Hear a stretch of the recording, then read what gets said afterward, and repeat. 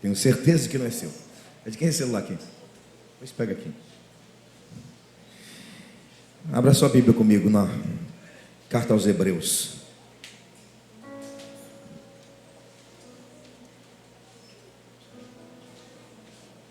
Carta aos Hebreus, capítulo 11.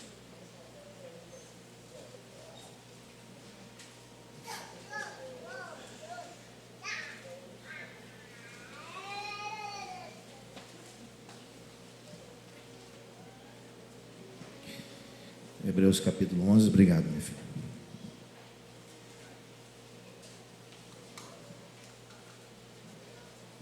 Os meus óculos estão todos embaçados.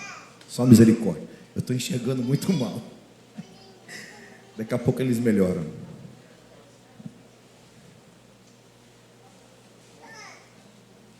Nós vamos ler do versículo 23 ao versículo 29. Hebreus, capítulo 11,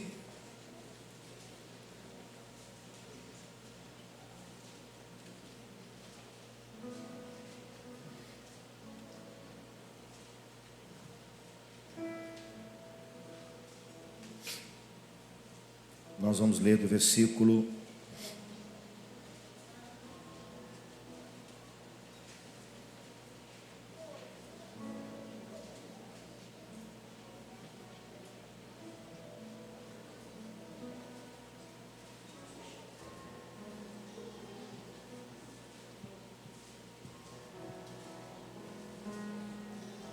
23 a 29. Diz assim o texto: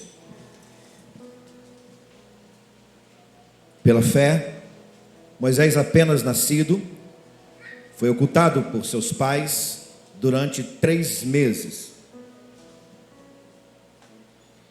porque viam que a criança era formosa. Também não ficaram amedrontados pelo decreto do rei. Pela fé, Moisés, quando já homem feito, recusou ser chamado filho da filha de Faraó, preferindo ser maltratado junto com o povo de Deus e usufruir prazeres transitórios do pecado. Olha que palavra forte essa. Vou repetir esse versículo 25. Preferindo ser maltratado junto ao povo de Deus, a usufruir dos prazeres transitórios do pecado. Porquanto considerou o opróbrio de Cristo por maiores riquezas do que os tesouros do Egito, porque contemplava o galardão. Pela fé, ele abandonou o Egito, não ficando amedrontado com a cólera do rei. Permaneceu firme como quem vê aquele que é invisível. Pela fé, celebrou a Páscoa e o derramamento do sangue, para que o exterminador não tocasse nos primogênitos dos israelitas. Pela fé, atravessou o mar vermelho como por terra seca, tentando os egípcios, foram tragados de todo. Que o Senhor nos fale por essa palavra nessa noite. E eu quero falar sobre impulsos da fé. Eu gosto dessa palavra impulso. Impulso é usado muito por criança. Criança usa mais impulso do que a gente. Quem aqui nunca brincou de pular de lugar alto? Eu acho que todo mundo já brincou de pular de um lugar alto, ou tentar alcançar o lugar alto. Quem aqui não tentou imitar o super-homem? Para o alto e avante. O super-homem não é do tempo de vocês, né? Eu gosto dessa palavra. Impulso é impelir com força para alcançar alguma coisa ou um lugar. Mas tem uma definição de impulso no sentido figurado que eu acho muito interessante. Impulso é um incentivo a alguém a fazer alguma coisa. É um estímulo a alguém. Olha que legal. Então, impulso não é apenas uma tentativa de aplicar uma força para alcançar alguma coisa. Impulso também é incentivo. É incentivar alguém a fazer algo. Se a gente juntar essas duas definições de impulso e aplicá-la dentro da mensagem desta noite, o próprio texto, a gente vai entender que a fé é o nosso impulso. A fé nos leva a alcançar lugares que nós não alcançaríamos. E a fé, ela nos ajuda a incentivar pessoas que passam por dificuldades. A fé nos ajuda a impulsionar alguém que está começando na fé. Como é bom, como é gostoso a gente poder ajudar alguém que está começando na fé. A gente impulsionar a pessoa. A fé nos ajuda a impulsionar alguém que está pensando em desistir. Não desiste não, vamos continuar. Eu sei que não está fácil, mas eu estou junto com você. Como é bom isso, como é gostoso isso.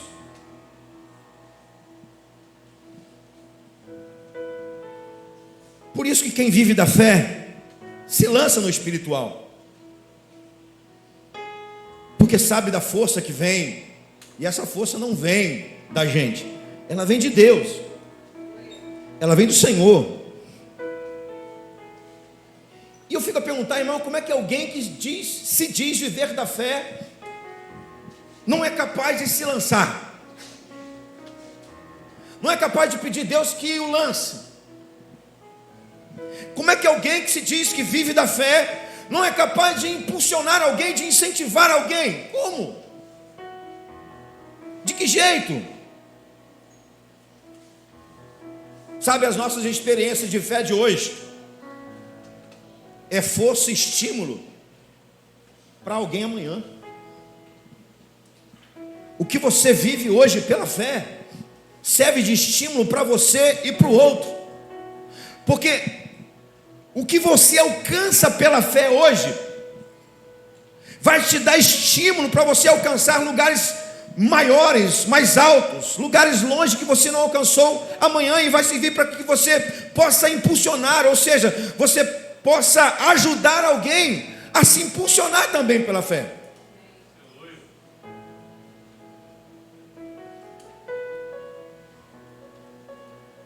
Aí não custa nada lembrar algumas coisas a você. Tem 3 coisas que agradam a Deus. Não custa nada te lembrar.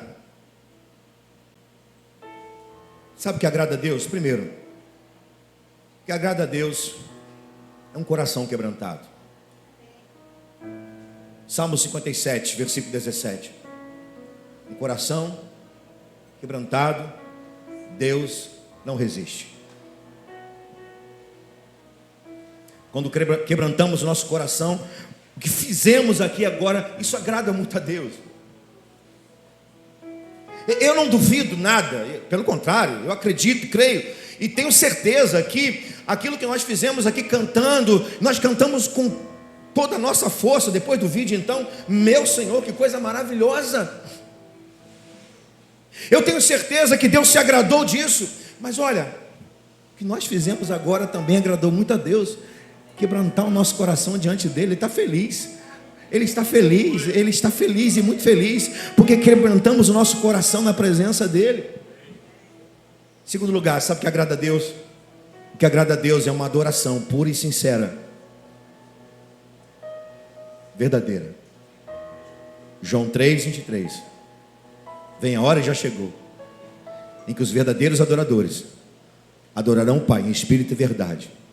E são esses adoradores que o Pai procura.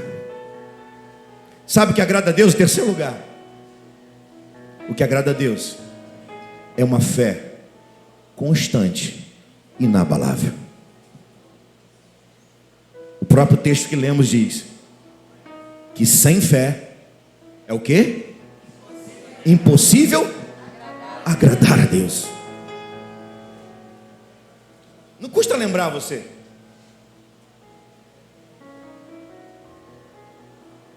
Agora, a gente precisa saber definir muito bem qual a diferença de viver para a fé de uma genuína vida de fé a uma crença religiosa. Há uma diferença muito grande entre viver da fé, ou viver pela fé, e uma crença religiosa. Viver segundo uma crença religiosa são duas coisas completamente distintas, conquanto se pareçam.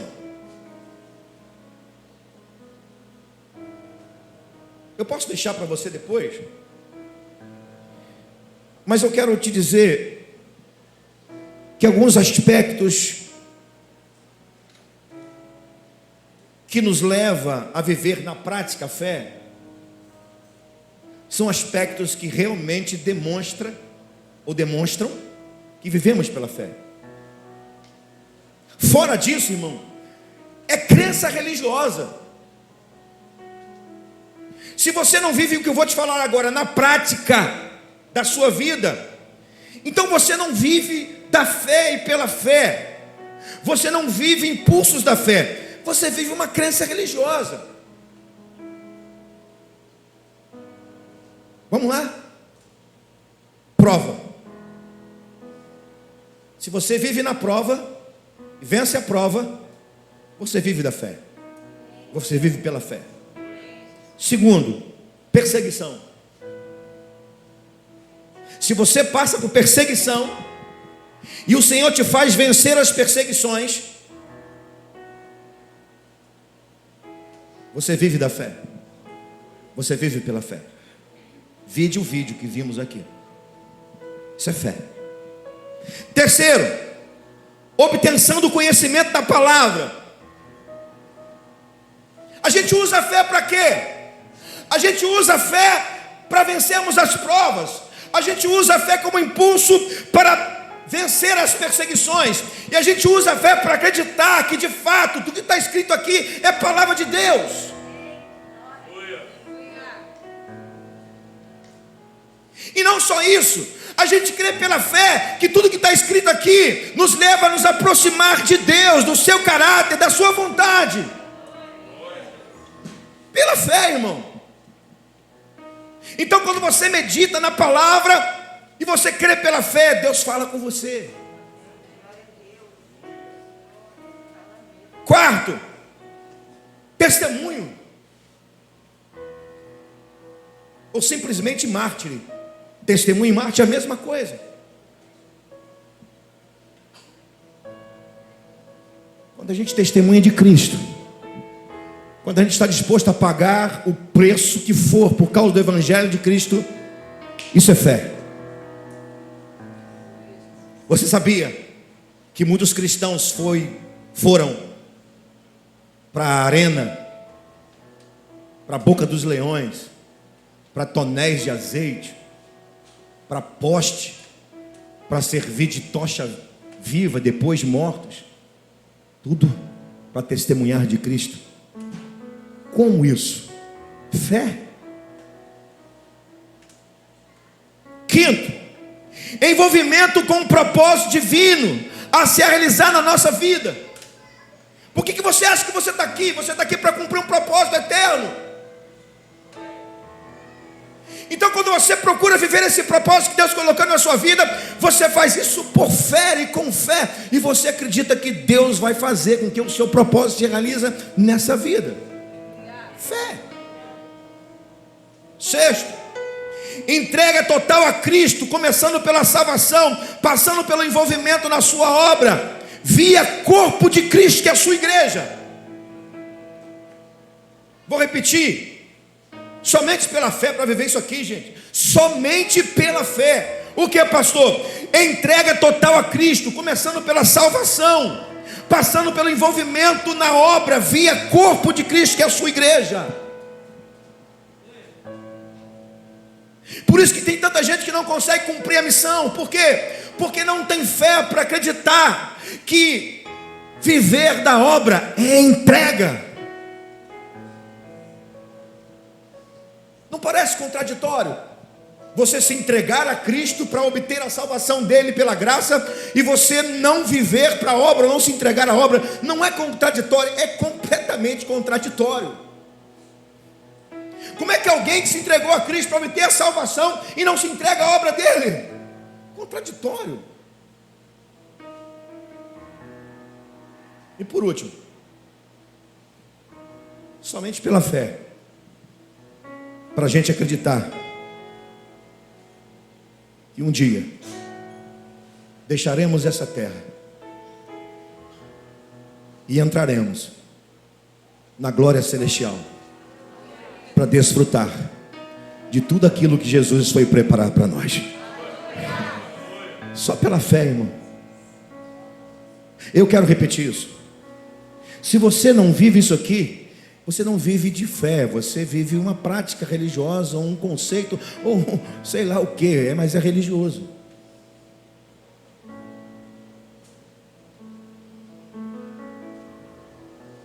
Quando olhamos para o autor dessa carta aos Hebreus, tudo que a gente vê é o autor aos Hebreus levando os irmãos a manterem firmes a sua fé.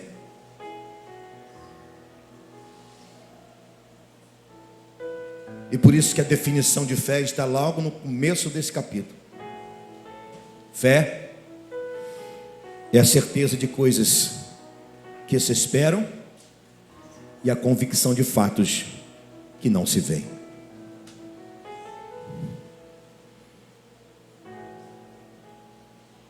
Nesse livro está escrito o mesmo que está lá em Abacuque, que está na carta aos Romanos: o justo viverá da fé. Eu quero saber nessa noite quantos são aqueles que vivem da fé e pela fé. Levanta a mão, glorifica a Deus. Aleluias, aleluias. Essa carta aos Hebreus, ela é uma carta muito interessante, ela é uma carta de fé.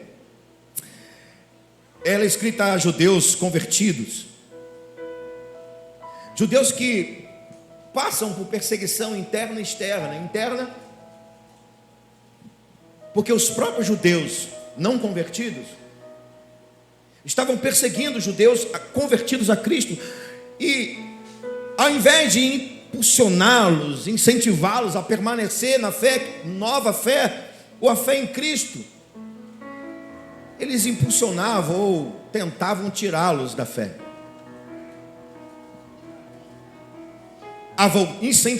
incentivando-os a voltar às práticas judaizantes. Perseguição externa, porque o Império Romano perseguia os crentes isso durou até o século III.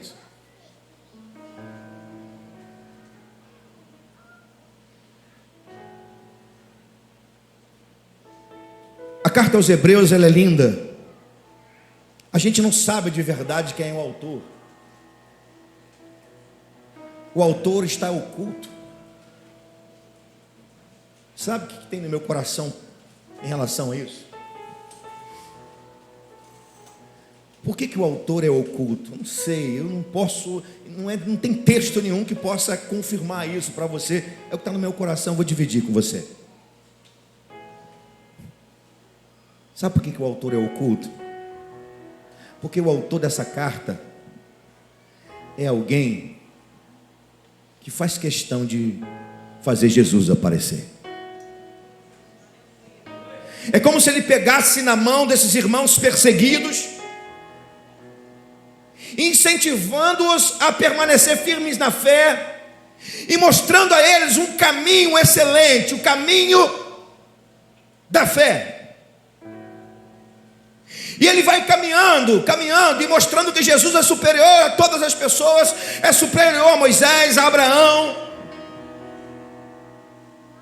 Ele entra no tabernáculo com esses irmãos, e os irmãos conheciam porque eram judeus.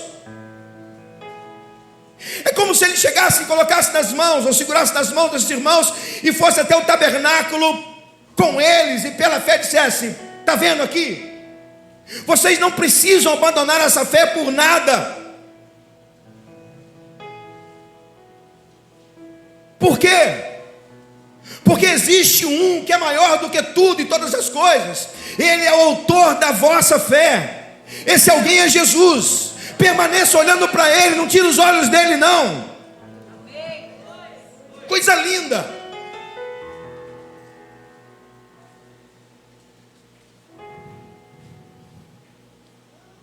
Aí entrando no texto, porque esse texto aqui vai falar da galeria da fé. Você sabe muito bem. E eu quero olhar para esse texto. Mas antes, tem uma coisa aqui que eu acho interessante, e não é um parênteses, porque não está no texto, porque está no texto. Então não posso colocar como parêntese. Você leu comigo a parte da galeria da fé que fala sobre quem? Vamos lá, gente.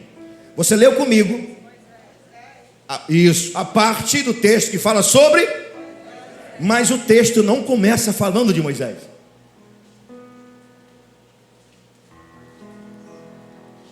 Começa falando dos pais de Moisés, Amram e Joquebede.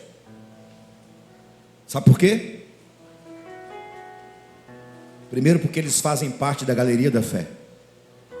E segundo, porque para o judeu, a maior herança que um pai deixa para um filho é a fé. Eu vou repetir porque eu acho que você não entendeu. Para o judeu, a maior herança que um pai ou a mãe deixa para um filho é viver da fé e pela fé. Amém, pais? Amém, pai?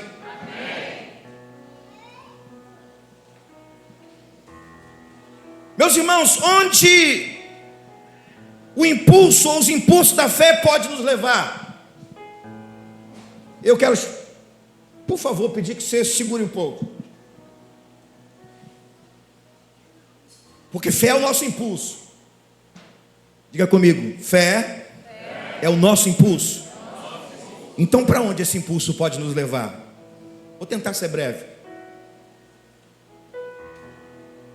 Primeiro, a fé nos impulsiona a deixar o que precisa ser deixado para fazer escolhas certas.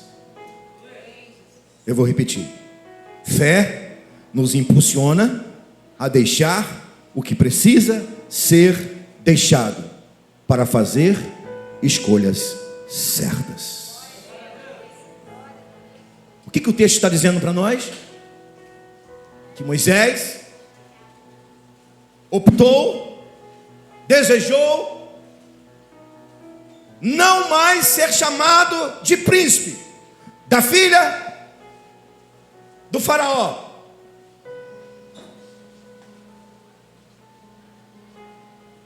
Ele deixa, ele abandona anos de conhecimento, anos de privilégios, ainda que ele vai usar disso para o bem do povo de Deus, mas nesse momento o texto diz que ele vai deixar, ele vai optar, e ele não quer mais ser chamado filho da filha de Faraó, ele não quer mais ser chamado de príncipe, ele não quer ser mais um guerreiro no Egito.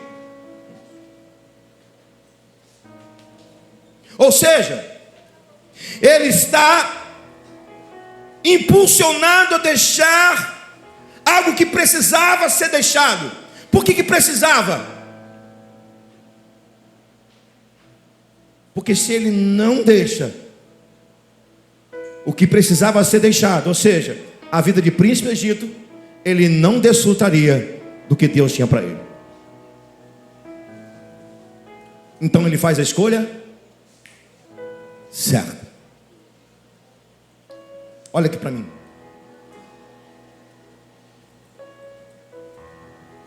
São nas escolhas mais difíceis que mora o sucesso. Vou repetir. São nas escolhas mais difíceis que mora o sucesso. E quando eu falo de sucesso, eu não estou falando de dinheiro, fama, visualização na internet. Não, isso não é sucesso. Pode até ser. Carreira, pode até ser sucesso. Mas sucesso na perspectiva bíblica é o mesmo que chegar no destino onde Deus projetou por sua vontade para nós. Isso é sucesso. Ou seja, o que Moisés está fazendo é escolhendo o mais difícil. E olha, escolher por Deus, preste atenção nisso, escolher por Deus, escolher pela palavra dele, escolher pela igreja dele, escolher pelo reino dele, sempre serão escolhas difíceis. Como é difícil escolher ser impulsionado pela fé, viver da fé. Como é difícil. E por que é difícil? Porque o mundo, o sistema, ele oferece cada coisa bela, bonita, perfeita. Há uma pressão sobre a gente. O fácil, o bonito, o belo, nem sempre, ou quase, não é aquilo que serve para você. Não estou falando de estética, estou falando daquilo que envolve o sistema, o mundo.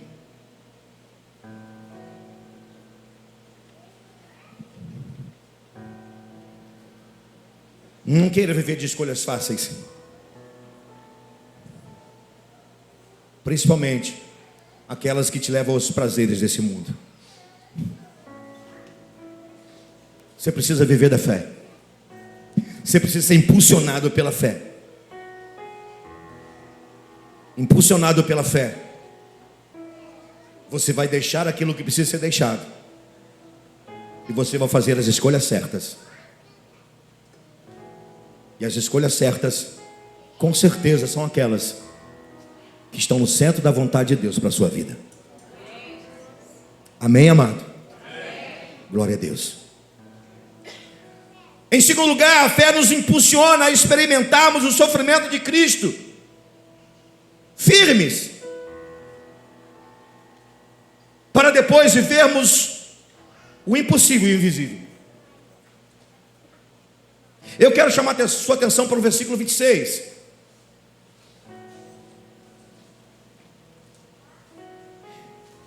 Quem é a pessoa que está aí no versículo 26? Quem é a pessoa que aparece aí no versículo 26? É quem? Cristo. Olhou? Vamos lá, versículo 26.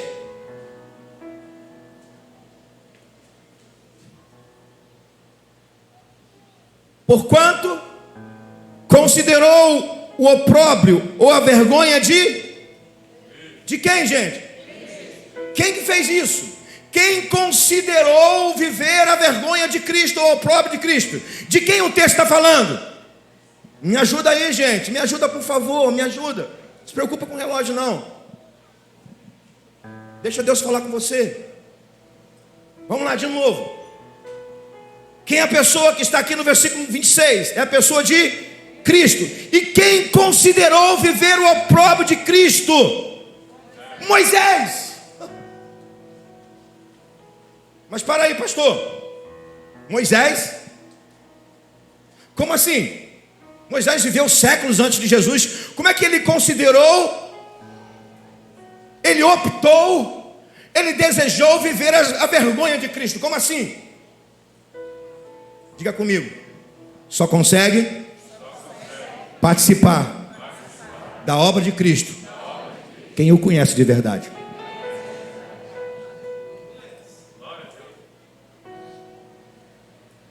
Pastor, estou confuso.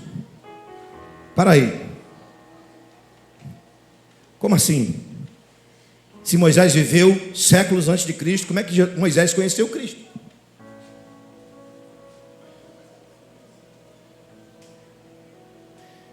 Diga comigo, Moisés conheceu Cristo pela fé.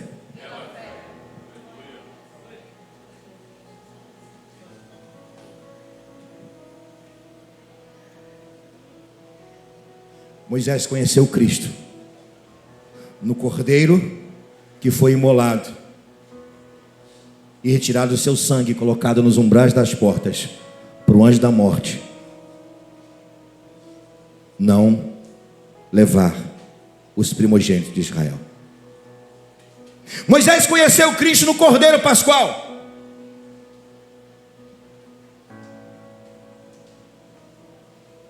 Moisés conheceu Cristo, ele viu Cristo no tabernáculo. Moisés viu Cristo no pão que descia do céu no deserto. Moisés viu Cristo, conheceu Cristo na água que saía da rocha.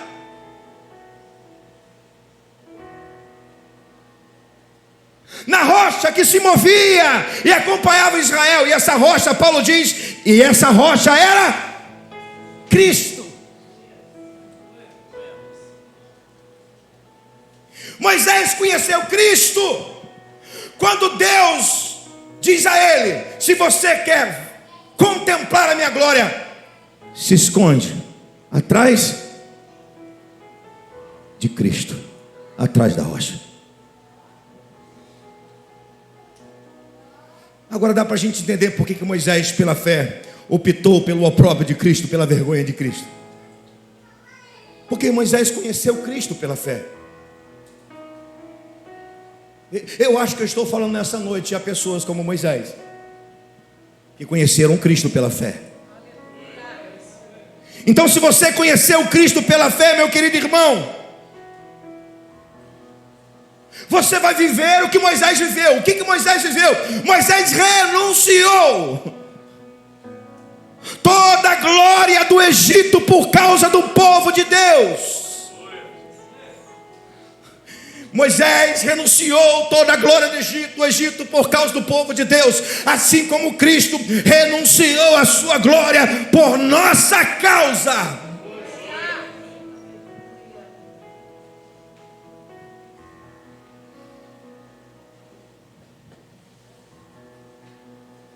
E por isso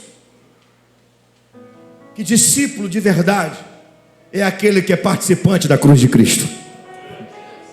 Não dá para viver um evangelho diferente do que esse, irmão, porque esse é o evangelho de verdade. O evangelho de verdade é aquele que nós participamos do sofrimento de Cristo, na graça do crer e na graça do padecer. Evangelho de verdade é aquele que nós carregamos a nossa cruz, ou seja, a nossa própria renúncia.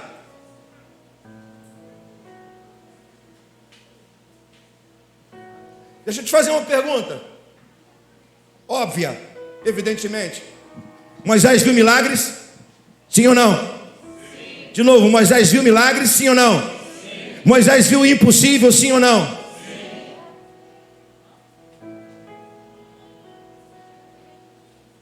Sabe por que ele viu o impossível? Porque ele conheceu Cristo e viveu pela fé e foi impulsionado a viver as aflições de Cristo. Sabe quando que você vai ver o impossível e invisível? O dia que você viver uma vida de renúncia como Cristo viveu. Aí você vai ver o impossível e o invencível. Isso só é possível vivendo pela fé. Só fé, irmão.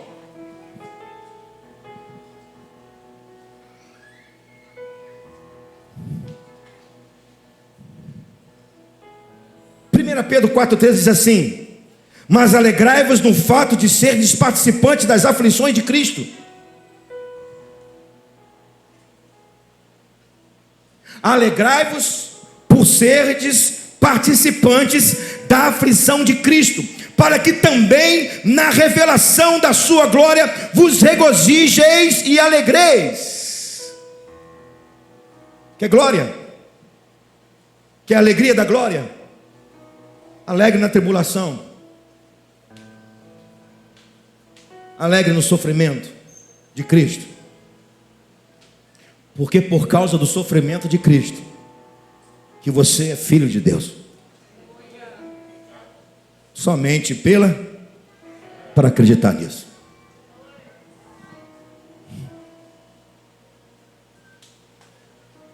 Em terceiro lugar, a fé nos impulsiona a celebrarmos e a confiarmos nos livramentos de Deus, mesmo em meio às guerras. A fé nos impulsiona a confiarmos, a celebrarmos e confiarmos em Deus, mesmo em meio às guerras. Versículo 28 está falando que Moisés celebrou a ceia, ou melhor, a Páscoa.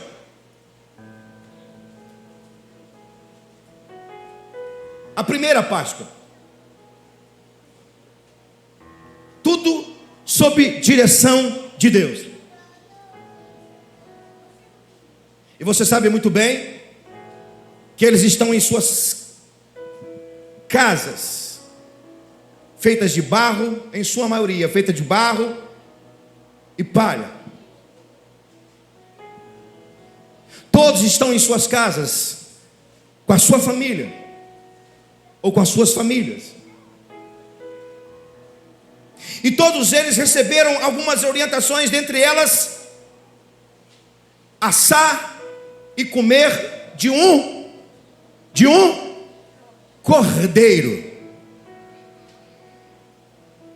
Eles estão celebrando a vida, eles estão celebrando a libertação, eles estão celebrando a vitória.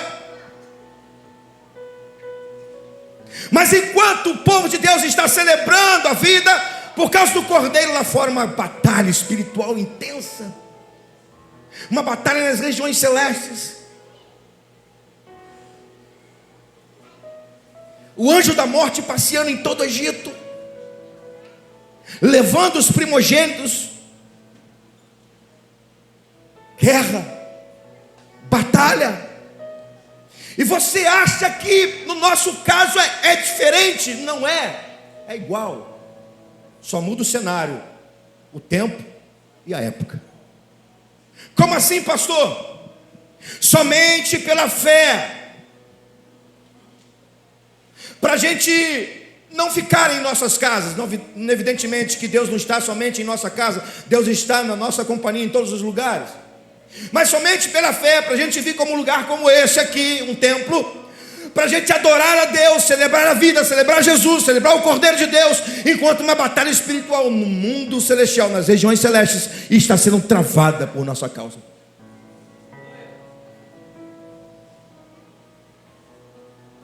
Mais do que isso, enquanto a gente celebra aqui a vida, a gente celebra a salvação, a gente celebra a libertação do pecado,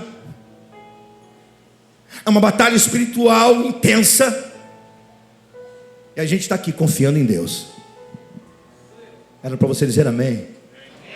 A gente está aqui confiando em Deus. Como assim? Confiando no Senhor, que Ele vai nos fazer vencer todas as batalhas. Você vem para cá para quê, irmão? A gente vem para um lugar desse para quê? A gente se reúne como povo de Deus, como família de Deus, para quê? É claro que que você vai ter o seu tempo de batalha, você vai ter o tempo de cumprir a missão, mas quando estamos no lugar desse, a gente precisa ter esse entendimento. Celebramos a vida, celebramos a salvação, celebramos a libertação, enquanto o nosso Deus está mandando anjos, e anjos estão guerreando por nós nas regiões celestes, e Deus vai nos dando as vitórias, porque nós confiamos nele. Mas isso somente pela fé.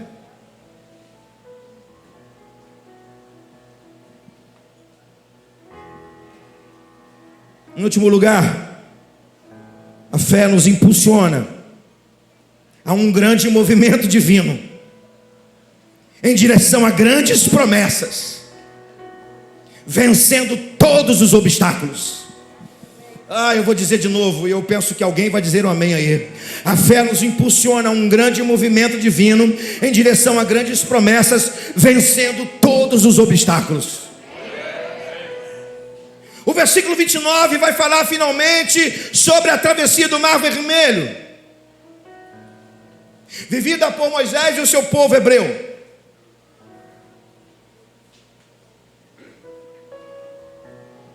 O Mar Vermelho não é apenas um marco de separação.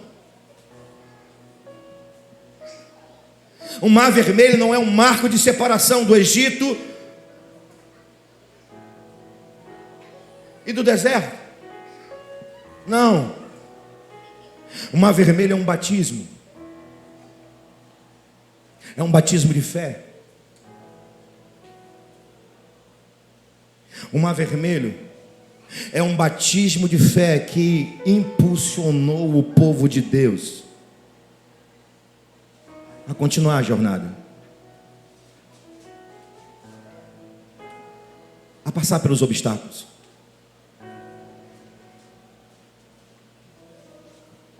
Sabe, nós fomos batizados no Espírito, nas águas e pela fé, para a gente acreditar nisso. Nós estamos em um grande movimento divino. Nós estamos em um movimento divino rumo às promessas naturais e a maior de todas as promessas, a Canaã celestial. Irmão, essa é para você dar um glória. Nós estamos em um grande movimento divino rumo às promessas naturais e espirituais, como igreja, como povo dele, e rumo à maior de todas as promessas, a Canaã celestial, a glória eterna.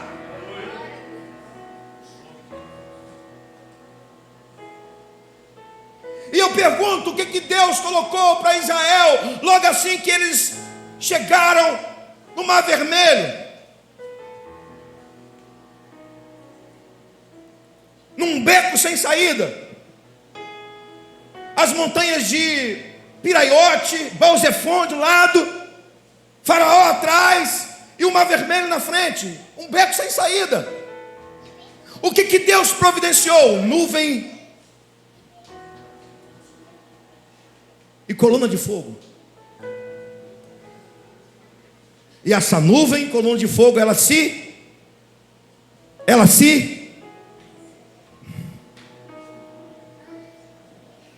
movia, gente. Ela guiava o povo.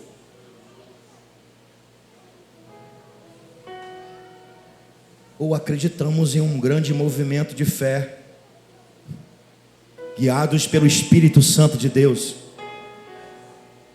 ou somos de verdade, simplesmente, ou tão somente religiosos. Você foi batizado no Espírito Santo e você foi batizado nas águas para viver o movimento do Espírito, irmão. Para você viver o movimento do Espírito. E quando você entender isso e na sua prática você viver isso, meu irmão, nada vai te parar. Não tem obstáculo.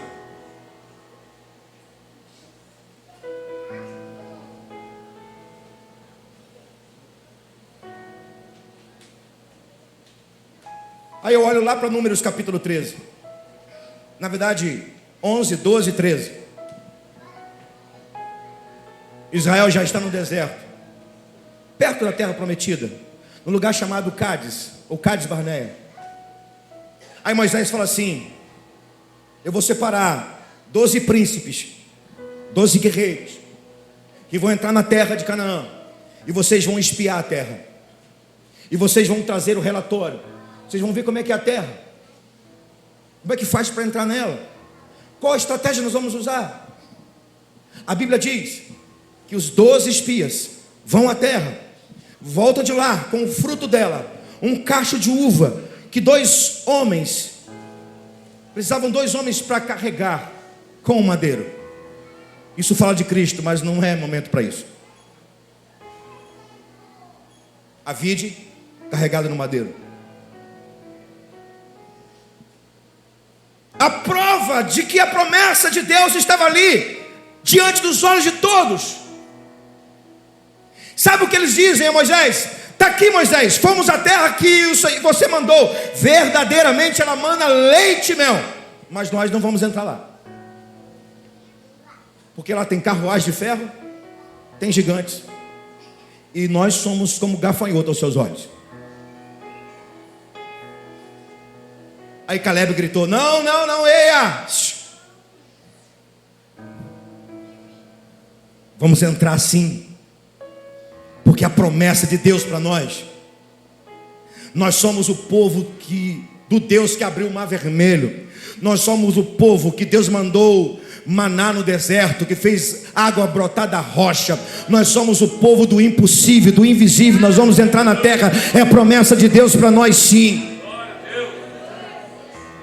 Mas sabe o que aconteceu com esses 10 espias? Eles fomentaram Israel, e parte do povo de Deus recuou na fé.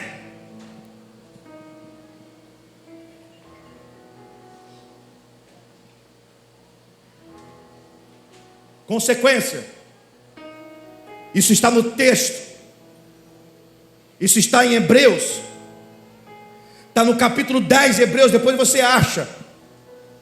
Se no capítulo 11 diz que sem fé é impossível agradar a Deus, no capítulo 10 vai dizer que Deus não tem prazer naqueles que retrocedem.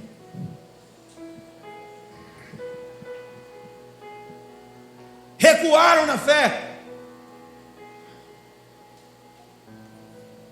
Consequência, 40 anos para aquela geração inteira cair no deserto. Irmão, querido, querida, a fé nos impulsiona a viver movimentos divinos, a grandes promessas. E quando vivemos da fé e pela fé, não existe obstáculos, não existe gigantes que vão nos deter. Por quê? Porque Deus tem promessa para o seu povo, e as promessas para o seu povo, segundo Josué, elas todas permanecem de pé, nenhuma delas caíram. Aleluia! A nossa fé não é impulso para nos trazer objetos que nos dão prazer à nossa vontade, não. A nossa fé é uma chave que abre portas. A nossa fé é chave que abre portas. E eu quero terminar, concluir, dizendo a você o seguinte: você já pensou na sua carreira?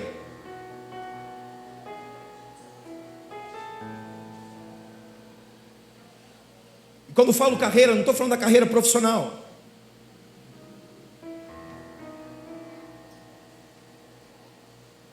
Todos têm uma carreira na vida, natural, mas não é dessa carreira. Eu vou melhorar. Você já parou para pensar que você tem uma trajetória? Ela teve início e vai ter um fim nessa terra, evidentemente. Porque para o crente, a nossa carreira, ela termina aqui, mas ela continua, não em forma de carreira, mas ela continua no céu, desfrutando do reinado com Cristo. Mas veja bem, você já parou para pensar na sua carreira, independente da sua idade?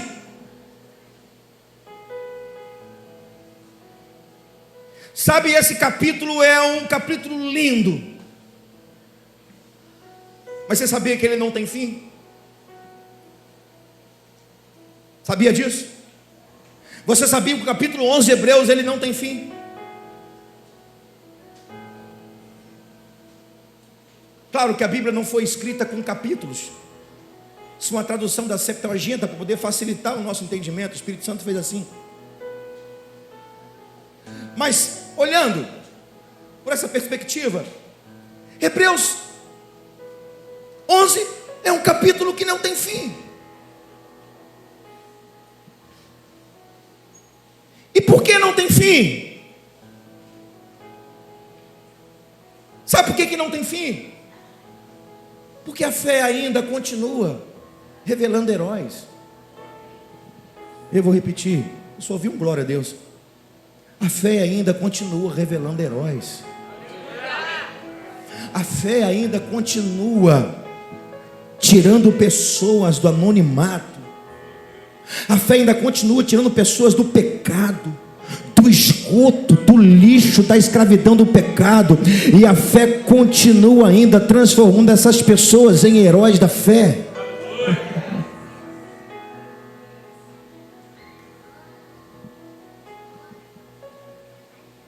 Quiçá que esses heróis estejam aqui nessa noite. A fé é o impulso dos filhos de Deus em todo tempo até o dia do Senhor. Enquanto houver filhos de Deus lavados pelo sangue de Cristo, que dão a sua vida por Ele, que se lança pela fé, enquanto houver filho de Deus nessa terra, lavado pelo sangue de Jesus, que dão a sua vida por Ele, a fé vai revelar heróis.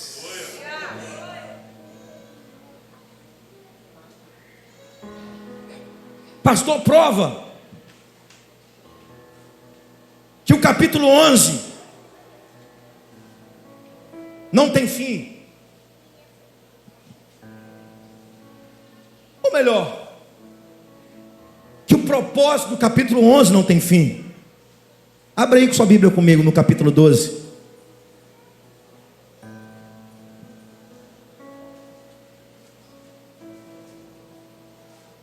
Hebreus 12. Para isso eu vou ler um pouco antes. 39 e 40. Estou terminando. Ora. Amém? Amém, gente? 11:39. Ora, todos estes obtiveram bom testemunho por sua fé. Não obtiveram, contudo, a concretização da promessa,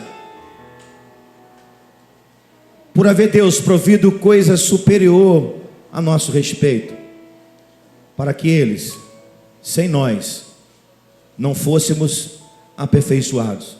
Pastor, tem um ponto aí, o capítulo 11 acaba. O capítulo 11 que nos facilita o entendimento, mas a verdade do capítulo 11 continua. Olha o que diz o versículo 12, o capítulo 12. Portanto,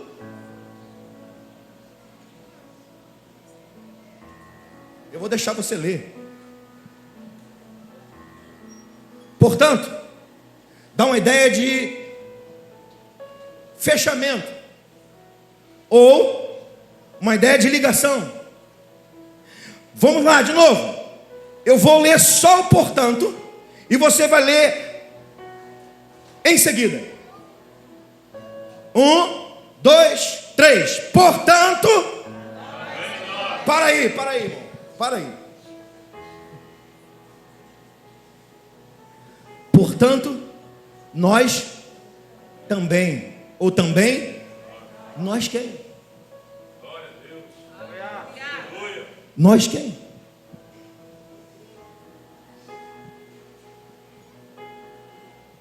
Quem? Os crentes daquela época. Os crentes de 5 séculos atrás. Os crentes de 2 séculos atrás. Os crentes da China, da Coreia do Norte. Os crentes de hoje. E nós também. Você não entendeu? Você faz parte da galeria da fé, irmão. Portanto, nós também. Com versões diferentes, lê o restante do versículo para mim, por favor. Portanto, nós também. Continue.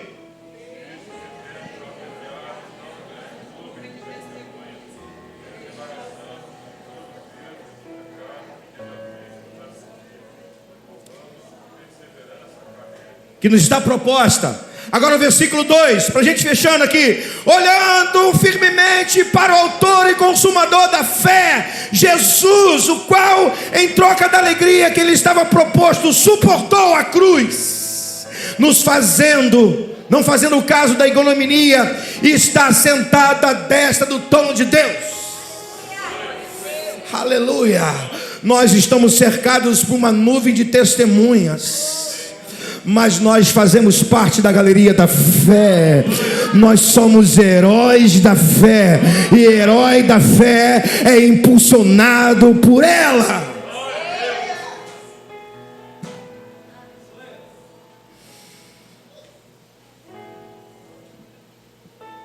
Você é herói da fé? Ou você vive uma prática religiosa? Para eu terminar, herói da fé não tira os olhos de Jesus. Vou repetir: herói da fé não tira os olhos de Jesus. O dia que você tirar os olhos do autor e consumador da fé,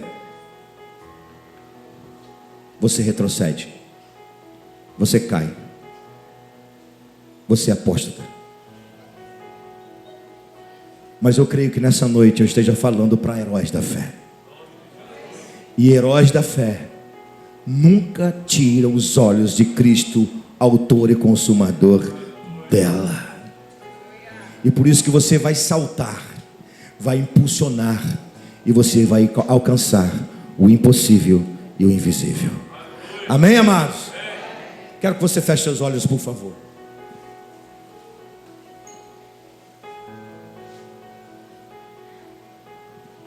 Eu disse